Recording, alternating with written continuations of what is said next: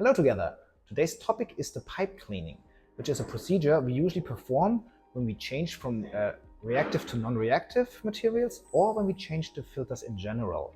It ramps up the extraction motor to 100% and gets all the remaining powder in the pipes to the filters. Before we can perform the pipe cleaning, it is important to get all the residual powder out of the machine, which includes old objects in the building platform, the entire reservoir, and everything inside the working area. We have to get both axes up and down a couple of times and then vacuum clean out the shaft again to get all the residual powder. After we close the door, we activate the inert gas and optionally the inert fast gas filling until we reach an oxygen content below 2% to activate the filter system. After that, we go to Settings and press the button Pipe Cleaning, which is a procedure which takes approximately 10 minutes.